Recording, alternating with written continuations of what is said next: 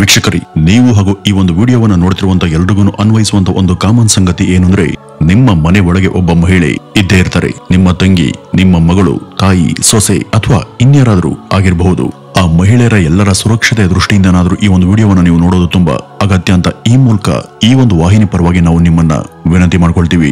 ಇವತ್ತಿನ ಎಐ ನ ಯುಗದಲ್ಲಿ ಹಲವು ಜನ ಅದನ್ನ ದುರ್ಬಳಕೆ ಮಾಡ್ತಾ ಸಮಾಜದ ಮಹಿಳೆಯರ ಬದುಕಲ್ಲಿ ಆಟವನ್ನ ಆಡ್ತಾ ಅವ್ರಿಗೆ ದೊಡ್ಡ ದೊಡ್ಡ ವಂಚನೆಗಳನ್ನ ಮಾಡ್ತಿದ್ದಾರೆ. ಅದರಲ್ಲಿ ಒಂದು ಮೋಸ ಇತ್ತೀಚೆಗೆ ಬಯಲಾಗಿದ್ದು, ಅದರಲ್ಲಿ ಒಬ್ಬ ಡೆಲಿವರಿ ಬಾಯ್ ಒಬ್ರಲ್ಲ ಇಬ್ರಲ್ಲ ಬದಲಿಗೆ ಬರೋಬ್ಬರಿ 66 ಜನ ಮಹಿಳೆಯರನ್ನ ಟಾರ್ಗೆಟ್ ಮಾಡಿ ಅವರ ಕೆಲವು ಖಾಸಗಿ ವಿಡಿಯೋಗಳನ್ನ ರೆಕಾರ್ಡ್ ಮಾಡಿದ್ದಾನೆ. ಅವನ ಬಳಿ ಸಿಕ್ಕಂತ ಈ ಎಲ್ಲಾ ವಿಡಿಯೋಗಳ ಆಧಾರದ ಮೇಲೆ ಅವನು ಮಾಡಿದಂತ ಕೆಲಸಗಳ ಬಗ್ಗೆ ನೀವೇನಾದ್ರೂ ಕೇಳಿದ್ರೆ ನಿಜಕ್ಕೂ ಒಂದು ಕ್ಷಣ ದಂಗಾಗ್ತೀರಾ. ಅವನು ಆ ವಿಡಿಯೋಗಳನ್ನ ಸೋಷಿಯಲ್ ಮೀಡಿಯಾ ಹಾಗೂ ಇತರ ಕಡೆ ವೈರಲ್ ಕೂಡ ಮಾಡಿದ್ದಾನೆ. ಆದ್ರೆ ಆಶ್ಚರ್ಯ ಅಂದ್ರೆ, ಒಬ್ಬ ಸಾಧಾರಣ ಡೆಲಿವರಿ ಹುಡುಗನಿಗೆ ಹೇಗೆ ಇಷ್ಟು ದೊಡ್ಡ ಮಾಸ್ಟರ್ ಮೈಂಡ್ ಸೆಟ್ ಇರಬಹುದು ಅನ್ನುವಂತ ಸಂಗತಿ ನಮ್ಮನ್ನ ತಬ್ಬಿ ಮಾಡುತ್ತೆ.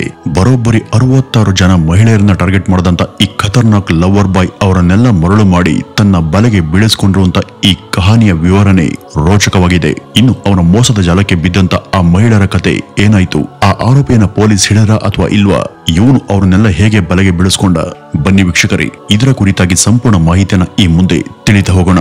ವೀಕ್ಷಕರೇ, ಈ ಒಂದು ಕತೆ ಶುರುವಾಗಿದ್ದು 2020ರ ಡಿಸೆಂಬರ್ ತಿಂಗಳಲ್ಲಿ. ಸ್ಥಳ ಪಶ್ಚಿಮ ಬಂಗಾಳದ ಹೂಗ್ಲಿ ಎಂಬ ಪ್ರದೇಶ. ಈ ಒಂದು ಜಾಗ ತುಂಬಾ ಶ್ರೀಮಂತರೇ ತುಂಬಿರುವಂತ ಸ್ಥಳ. ಹೀಗಿರುವಾಗ ಅಲ್ಲಿಯ ಒಬ್ಬ ವ್ಯಾಪಾರಿಗೆ ಏನೋ ತುರ್ತಾಗಿ ಹೊರಗಡೆ ಹೋಗುವಂತ ಕೆಲಸ ನಿಮಿತ್ತ ಕಮರ್ಷಿಯಲ್ ಪರ್ಪಸ್ಗೆ ಪ್ರವಾಸಕ್ಕಾಗಿ ವಿದೇಶಕ್ಕೆ ಹೋಗ್ತಾನೆ. ಅವನ ಮನೆಯಲ್ಲಿ ಅವನ ಹೆಂಡತಿ ಮಾತ್ರ ಇದ್ಲು. ಅದೇ ಸಮಯದಲ್ಲಿ ಆಕೆ ಮಗನ ಜನ್ಮದಿನ ಕೂಡ ಸನಿಹ ಇತ್ತು. ಮಗನ ಜನ್ಮದಿನವನ್ನು ಆಚರಣೆ ಮಾಡೋದಕ್ಕೆ ಮನೆಯಲ್ಲಿ ಆಕೆ ಹೊರತಾಗಿ ಬೇರೆ ಯಾರು ಕೂಡ ಇರ್ಲಿಲ್ಲ. ಈ ಮಹಿಳೆ ಹೆಚ್ಚು ವಿದ್ಯಾವಂತರು ಅಲ್ಲ. ಆದ್ರಿಂದ ಇತರ ಶ್ರೀಮಂತ ಸ್ತ್ರೀಯರ ಹಾಗೆ ಹೊರಗಡೆ ಒಬ್ಬಳೆ ಹೋಗಿ ಅದ್ದೂರಿಯಾಗಿ ಪಾರ್ಟಿ ರೀತಿ ಅದನ್ನ ಆಚರಣೆ ಮಾಡೋದಕ್ಕೆ ಸಾಧ್ಯ ಇರಲಿಲ್ಲ. ಹಾಗಾಗಿ ಯಾವುದೋ ಒಂದು ಡೆಲಿವರಿ ಆಪ್ ನ ಮೂಲಕ ಬರ್ತ್ಡೇಗೆ ಬೇಕಾದಂತ ಕೇಕ್, ಬಲೂನ್, ಕ್ಯಾಪ್ ಹಾಗೂ ಇತರ ಜನ್ಮದಿನದ ಆಚರಣೆಗೆ ಸಂಬಂಧಪಟ್ಟಂತ ಫ್ಯಾನ್ಸಿ ವಸ್ತುಗಳನ್ನ ಆನ್ಲೈನ್ ನಲ್ಲಿ ಆರ್ಡರ್ ಮಾಡ್ತಾಳೆ. ಆರ್ಡರ್ ಮಾಡಿದಂತ ಮುಂದಿನ 45 ನಿಮಿಷಗಳಲ್ಲಿ ಒಬ್ಬ ಡೆಲಿವರಿ ಬಾಯ್ ಅವ್ರ ಮನೆಗೆ ಬಂದಿದ್ದ. ಅವನ ಹೆಸರು ವಿಶಾಲ್ ವರ್ಮಾ. ಈಗ ನಮ್ಮ ಈ ಒಂದು ವಿಡಿಯೋದ ಕತೆ ಈ ವ್ಯಕ್ತಿ ಸುತ್ತಾನೆ ಸಾಕ್ತಾ ಹೋಗುತ್ತೆ. ಇವನು ನೋಡೋದಿಕ್ಕೆ ಸುಸಭ್ಯ ವ್ಯಕ್ತಿ ಹಾಗೇನೆ ಕಾಣ್ತಾನೆ. ಸಾಮಾನ್ಯವಾಗಿ ಈ ಡೆಲಿವರಿ ಕೆಲಸವನ್ನ ಮಾಡುವಂತ ಹುಡುಗರು ಸ್ಥಿತಿವಂತರೇನು ಆಗಿರೋದಿಲ್ಲ. ಮನೆಯ ಆರ್ಥಿಕ ಪರಿಸ್ಥಿತಿಯ ಒತ್ತಡದಿಂದಾಗಿ ಅವರು ಖರ್ಚು ವೆಚ್ಚವನ್ನ ಸರಿದೂಗಿಸೋದಿಕ್ಕೆ ಇಂಥ ಕೆಲಸಗಳಿಗೆ ಸೇರ್ಕೊಂಡಿರ್ತಾರೆ. ಅದೇ ತರಹ ಅವನು ಕೂಡ ಮೂಲತಃ ಒಂದು ಬಡ ಕುಟುಂಬದಿಂದಲೇ ಬಂದವನಾಗಿದ್ದ. ಅಲ್ಲಿಗೆ ಬಂದು ಮನೆ ಬಾಗಿಲನ್ನ ತಟ್ಟಿದಾಗ ಆ ಮಹಿಳೆ ಹೊರಗಡೆ ಬಂದು ಕೇಕ್ ಅನ್ನ ಸ್ವೀಕರಿಸ್ತಾಳೆ.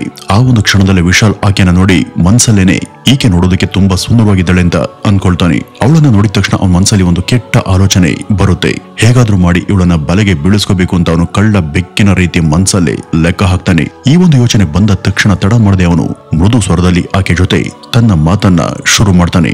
ಮೇಡಮ್, ನಾನು ಬೆಳಿಗ್ಗೆಯಿಂದ ಕೂಡ ಬಿಡುವಿಲ್ದ ಹಾಗೆ ಡೆಲಿವರಿಗಳನ್ನ ಮಾಡ್ತಾ ಬಂದಿದ್ದೀನಿ. ಇವತ್ತ್ಯಾಕೋ ತುಂಬಾ ಆರ್ಡರ್ಸ್ಗಳು ಬಂದಿವೆ. ನನಗೆ ರೆಸ್ಟ್ ಅನ್ನ ಮಾಡೋದಕ್ಕೂ ಸಮಯ ಇಲ್ಲ.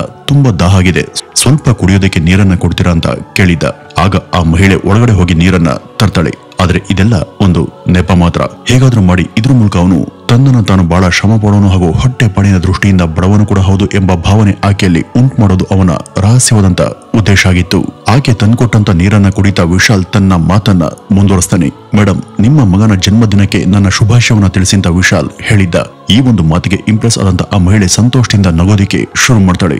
ಅವಳು ತನ್ನ ಮಾತಿಂದ ಇಂಪ್ರೆಸ್ ಆಗಿರೋದನ್ನ ಗಮನಿಸಿದಂತ ಇವನು ನಂತರ, ಮೇಡಮ್, ಈ ಡೆಲಿವರಿ ಆಗಿದೆ, ಆದ್ರೆ ನೀವು ನನಗೆ ಒಂದು ಸಹಾಯ ಮಾಡ್ತೀರಾ? ಏನಿಲ್ಲ, ನಿಮ್ಗೆ ನನ್ನ ಕಂಪನಿಯಿಂದ ಫೀಡ್ಬ್ಯಾಕ್ ಆಗಿ ಒಂದು ಕರೆ ಇನ್ ಸ್ವಲ್ಪ ಹೊತ್ತಲ್ಲೇ ಬರುತ್ತೆ. ಆಗ ನೀವು ಮರಿದೇನೆ ನನ್ನ ಹೆಸರು ಹೇಳಿ 5 ಸ್ಟಾರ್ ರೇಟಿಂಗ್ ಅನ್ನ ಕೊಟ್ರೆ ಅದರಿಂದ ನನ್ನ ಸರ್ವಿಸ್ ರೇಟಿಂಗ್ ಹೆಚ್ಚಾಗಿ ಕಂಪನಿಯಿಂದ ಇನ್ಸೆಂಟಿವ್ ಸಿಗುತ್ತೆ ಅಂತ ಹೇಳ್ತಾನೆ. ಮೇಲ್ನೋಟಕ್ಕೆ ಮುಗ್ಧವಾಗಿ ಕಂಡಂತ ಅವನ ಮಾತಿಂದ ಆ ಮಹಿಳೆಗೆ ಅವನು ಬಡವನೇ ಇರಬೇಕು ಅಂತ ತೋರುತ್ತೆ. ಪಾಪ, ಇವನೊಬ್ಬ ಸಾಮಾನ್ಯ ಡೆಲಿವರಿ ಹುಡುಗ, ಹಾಗಾಗಿ ಸಹಾಯ ಮಾಡಿದ್ರೆ ಏನ್ ತಪ್ಪಿಲ್ಲ ಅಂತ ಅವಳಿಗೆ ಅನ್ಸುತ್ತೆ. ನಾವು ಕೂಡ ಡೆಲಿವರಿ ಮಾಡಿದವರು ನಮ್ಗೆ ರೇಟಿಂಗ್ ಅನ್ನ ಕೊಡಿ ಅಂತ ಕೇಳಿರೋದನ್ನ ಕೇಳಿಸ್ಕೊಂಡಿರ್ತೀವಿ. ಆದ್ರೆ ಈ ವಿಶಾಲ್ ಅನ್ನುವನ ಕಥೆನೆ ಬೇರೆ. ಅವನ ಮನಸ್ಸಲ್ಲಿ ಒಂದು ದೊಡ್ಡ ಪ್ಲಾನ್ ಶುರುವಾಗಿತ್ತು. ಅವನು ಆ ಮಹಿಳೆಗೆ, ಮೇಡಮ್, ನಿಮ್ ನಂಬರ್ ಕೊಡಿ, ನಾನು ಅದನ್ನ ನಮ್ಮ ಕಂಪನಿಗೆ ಕೊಡ್ತೀನಿ ಅಂತ ಹೇಳಿದ್ದ. ಅಷ್ಟು ವಿದ್ಯಾವಂತೆ ಅಲ್ಲಂತ ಆ ಮಹಿಳೆ ಅಪರಿಚಿತರಿಗೆ ನಂಬರ್ ಕೊಡಬಾರದು ಅನ್ನುವಂತ ಅರಿವಿಲ್ದೆ ಅವನು ಕೇಳಿದ ತಕ್ಷಣ ನಂಬರ್ ಅನ್ನ ಕೊಡ್ತಾಳೆ. ನಂಬರ್ ಪಡೆದಂತ ವಿಶಾಲ್ ಅಲ್ಲಿಂದ ಹೊರಟು ಹೋಗ್ತಾನೆ. ಇದಾಗಿ 2 ದಿನಗಳ ನಂತರ ಒಂದು ಪ್ರೈವೇಟ್ ನಂಬರ್ ನಿಂದ ಆ ಮಹಿಳೆಯ ನಂಬರ್ಗೆ ಒಂದು ವಿಡಿಯೋ ಕಾಲ್ ಬರುತ್ತೆ. ಆಗ ಅವಳು ಬಹುಶಃ ಯಾರೋ ಸಂಬಂಧಿಕರು ಅಥವಾ ಗೊತ್ತಿದ್ದವರೇ ಇರಬೇಕು ಅಂತ ಅನ್ಕೊಂಡು ಆ ಅನಾಮಿಕನ ಕಾಲನ್ನ ಸ್ವೀಕಾರ ಮಾಡ್ತಾಳೆ. ಆಗ ಆ ಕಡೆಯಿಂದ ಆ ವ್ಯಕ್ತಿ, ಮೇಡಮ್, ನೀವು ಇತ್ತೀಚೆಗೆ ಕೇಕ್ ಅನ್ನ ಆರ್ಡರ್ ಮಾಡಿದ್ರಿ, ಅದನ್ನ ವಿಶಾಲ್ ವರ್ಮಾ ಅನ್ನುವಂತ ಹುಡುಗ ನಿಮ್ಗೆ ಡೆಲಿವರಿ ಮಾಡಿದ ಅವನ ಸರ್ವಿಸ್ ಹೇಗಿತ್ತು, ಅದು ನಿಮ್ಗೆ ಇಷ್ಟ ಆಯ್ತಾ ಎಂಬ ಬಗ್ಗೆ ನಮ್ಗೆ ನಿಮ್ಮಿಂದ ರೇಟಿಂಗ್ ಸಿಗಬಹುದಾ ಅಂತ ಕೇಳ್ತಾನೆ. ಆಗ ಈ ಮಹಿಳೆ ಅದನ್ನ ನೆನಪು ಮಾಡಿಕೊಂಡು ಆ ಹುಡುಗನ ಸರ್ವಿಸ್ಗೆ 5 ಸ್ಟಾರ್ ರೇಟಿಂಗ್ ಅನ್ನ ಕೊಡ್ತಾಳೆ. ಅಲ್ಲಿಗೆ ಆ ಕರೆ ಮುಕ್ತಾಯ ಆಗುತ್ತೆ. ಇದಾಗಿ 3 ದಿವಸ ಆದ್ಮೇಲೆ ಅದೇ ಮಹಿಳೆಯ ವಾಟ್ಸ್ಆಪ್ಗೆ ಒಂದು ವಿಡಿಯೋ ಬರುತ್ತೆ. ಸಡನ್ ಆಗಿ ಬಂದಂತ ಆ ವಿಡಿಯೋ ನೋಡಿ ಅವಳು ಬೆಚ್ಚಿ ಬಿದ್ದಿದ್ಲು. ಯಾಕೆಂದ್ರೆ ಅದರಲ್ಲಿ ಕಂಡುಬರುವಂತ ದೇಹ ಆಕೆಯದಲ್ಲ, ಆದ್ರೆ ಮುಖ ಮಾತ್ರ 100% ಆಕೆ ರೀತಿನೇ ಇತ್ತು. ಆಕೆ ಭಯಭೀತಳಾಗಿ ಅಳೋದಕ್ಕೆ ಶುರು ಮಾಡಿದ್ಲು. ಇದೆಲ್ಲ ಹೇಗ್ ಸಾಧ್ಯ ಅಂತ ಆಕೆಗೆ ಶಾಕ್ ಆಗಿತ್ತು. ಇದೇನಾದ್ರೂ ಬೈ ಚಾನ್ಸ್ ನನ್ನ ಗಂಡನಿಗೆ ಗೊತ್ತಾದ್ರೆ ಅವರು ನನ್ನ ಮೇಲೆ ಹೃದಯ ಅನುಮಾನ ಪಡ್ತಾರೆ, ಆಮೇಲೆ ಸಮಸ್ಯೆ ಉಂಟಾಗಬಹುದು ಅಂತ ಆಕೆಗೆ ಆತಂಕ ಶುರುವಾಯಿತು. ಇದು ನನ್ನ ಪತಿಗೆ ಮತ್ತು ಬೇರೆ ಯಾರಿಗೂ ಗೊತ್ತಾಗದೆ ಇರೋದೇ ಒಳ್ಳೆಯದು ಅಂತ ಆಕೆ ಅದನ್ನ ಗುಟ್ಟಾಗಿ ಇಡೋದಕ್ಕೆ ಪ್ರಯತ್ನ ಪಡ್ತಾಳೆ. ಹೀಗಾಗಿ ಇದ್ರ ಬಗ್ಗೆ ಆಕೆ ಯಾರಿಗೂ ಹೇಳೋದಿಲ್ಲ. ಆದ್ರೂ ಕೂಡ ಇದು ಹೇಗ್ ಸಾಧ್ಯ ಆಯ್ತು ಅನ್ನುವಂತ ಪ್ರಶ್ನೆ ಆಕೆ ತಲೆಯಿಂದ ದೂರ ಆಗ್ಲೇ ಇಲ್ಲ. ಇದ್ರ ಬಗ್ಗೆ ಆಕೆ ಯೋಚನೆ ಮಾಡ್ತಿರುವಾಗ್ಲೇ ಆಕೆಗೆ ಏನೋ ಥಟ್ಟನೆ ನೆನಪಾಗುತ್ತೆ. ಅವತ್ತು ವಿಡಿಯೋ ಕಾಲ್ ಬಂದಿತ್ತಲ್ಲ, ಒಂದ್ ವೇಳೆ ಅದನ್ನ ಆಗ ರೆಕಾರ್ಡ್ ಮಾಡ್ಕೊಂಡಿರ್ಬೋದು ಅಂತ ಆಕೆಗೆ ಅನ್ಸುತ್ತೆ. ಅದೇ ಭಯದಿಂದ ಅವಳು ವಿಶಾಲ್ಗೆ ಕರೆ ಮಾಡ್ತಾಳೆ. ಹಲವು ಬಾರಿ ಅವನ ನಂಬರ್ಗೆ ಕರೆ ಮಾಡಿದ್ರು ಕೂಡ ಅವನು ಆ ಕರೆಯನ್ನ ಸ್ವೀಕಾರ ಮಾಡಲಿಲ್ಲ. ಆದ್ರೆ ಕೊನೆಗೆ ಆತ ಕರೆಯನ್ನ ಸ್ವೀಕರಿಸಿದ. ಫೋನ್ ನಲ್ಲಿ ಆಕೆಯ ಭಯ ದುಗುಡವನ್ನ ಗ್ರಹಿಸಿದಂತ ಈ ವಿಕೃತ ಮನಸ್ಸಿನ ವಿಶಾಲ್ ನಗ್ತಾ ಆ ಒಂದು ವಿಡಿಯೋವನ್ನ ನಾನೇ ಮಾಡಿಸಿದ್ದು, ನೀವೇನಾದ್ರೂ ನನ್ನ ಮಾತನ್ನ ಕೇಳದೇ ಇದ್ರೆ ಇದನ್ನ ಈಗಲೇ ಎಲ್ಲಾ ಕಡೆ ವೈರಲ್ ಮಾಡ್ತೀನಿ ಹಾಗೂ ಇದನ್ನ ನಿಮ್ಮ ಗಂಡನಿಗೂ ಕಳಿಸ್ತೀನಿ ಅಂತ ಹೇಳಿ ಸಿನಿಮಾದ ವಿಲನ್ ರೀತಿ ಆಕೆಗೆ ಬೆದರಿಕೆಯನ್ನ ಹಾಕ್ತಾನೆ. ಆಗ ಅವಳು ಭಯದಿಂದ ಕಂಪಿಸ್ತಾ, ದಯವಿಟ್ಟು ಆ ರೀತಿ ಮಾಡಬೇಡಿ, ನೀವು ಹಾಗೆ ಮಾಡಿದ್ರೆ ಅದರಿಂದ ನನ್ನ ಜೀವನ ಹಾಳಾಗುತ್ತೆ ಅಂತ ಬೇಡ್ಕೊಳ್ತಾಳೆ. ಆಗ ಈ ವಿಶಾಲ್, ಸರಿ ಆ ರೀತಿ ಆಗ್ಬಾರ್ದು ಅಂದ್ರೆ ನೀವು ನನ್ನ ಮಾತಿಗೆ ಬೆಲೆ ಕೊಟ್ಟು ನಾನು ಹೇಳದಂತೆ ಕೇಳಬೇಕು.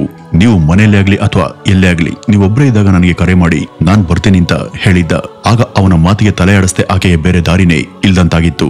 ಇದು ಆಕೆಗೆ ಇಷ್ಟ ಇಲ್ಲದೆ ಇದ್ರೂ ಕೂಡ ಮಾನ ಮರ್ಯಾದೆಗೆ ಹೆದರಿ ವಿಧಿ ಇಲ್ಲದೆ ಆಕೆ ಸಹಕರಿಸೋದಕ್ಕೆ ಸಿದ್ಧಳಾಗ್ತಾಳೆ. ಇದಾಗಿ 1 ವಾರದ ನಂತರ ಆಕೆ ಗಂಡ ಮನೆ ಬಿಟ್ಟು ಹೊರಗಡೆ ಹೋಗಿದ್ದಾಗ ಅವಳು ಈ ವಿಶಾಲ್ಗೆ ಕರೆ ಮಾಡಿದ್ಲು.